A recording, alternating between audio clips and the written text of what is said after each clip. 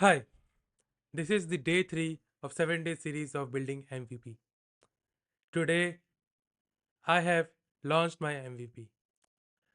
I have not done any database changes apart from yesterday, but I have fixed a lot of bugs regarding the database issue.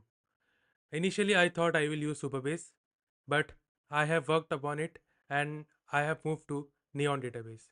So, this is my workflow. As well as for the application for my own SaaS, I am making it one-time purchase. So I have open sourced the GitHub repo for one-time starter kit. That is for lifetime purchases, the credentials, database settings, as well as how things work. Everything will be linked here in this GitHub repo.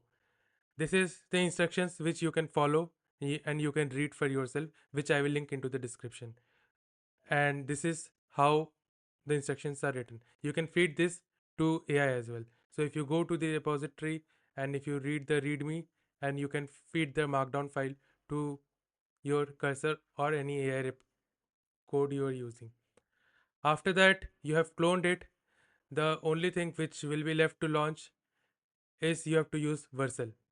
And for Vercel, always remember if you use www dot forwarding, then make sure to use that environment variable in better auth URL.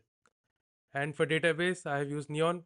Why Neon? Because in Supabase, you can only create one branch, but in Neon, you can create multiple branches in the free plan itself, and it's a serverless database. So it scales up and scales down according to your own requirements.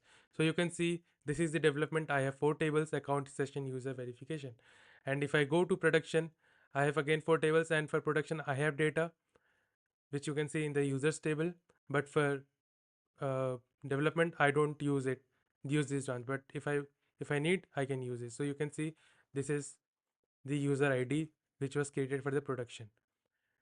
And for the domain, I have used Pokebun. So this is my domain name, grablink.xyz, and this is the domain management tool for domain buying I use. Pokebun is the best in the market, I believe, and that's why I've used it. After that, I've created an account. From here, you can go to new organization in Poland and you can create your account.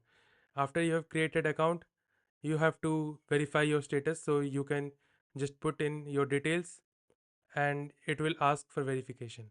Once you have put up details, they will do the due diligence according to their own needs. So this is how you can set up your store. And if you want to test, you can go to the sandbox. Once you have gone to the sandbox, you can see I have done some purchases, and that's why it is showing 3 orders in the sandbox itself. So sandbox is hosted on localhost and this production is hosted on production. And now let me walk you through how the sign up works. So you can see I will use continue with Google, and once I do continue with Google, it opens Google. So I have used Google console to set up my ID, and I have also given it for approval. For approval, you need to go to this URL console.cloudgoogle.com auth, then branding, and then you can set up your account. And verification center only gets recorded once you do this in production. Back to testing. So you can see there are some issues like homepage. So that's why it is very important to do it beforehand, so that on the final day when you plan to launch, there are no hiccups. So I can see it was reviewed and there was homepage requirements. Your homepage website is not registered to you. So you can see verify ownership of your homepage. So this problem was when I didn't register it in Google Search Console. So I have resolved this, and I will get a mail and I will reply to that mail that I have done this. So you can read the Google documentation also. So you can see I have not signed in before in my platform. So I will use new email ID and I will show you how Plunk is set up in this email ID.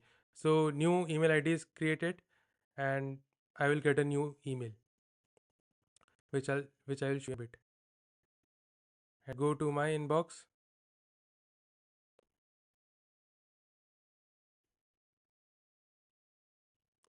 Most probably Plunk will appear. And you can see Samik from GrabLink. Welcome to GrabLink.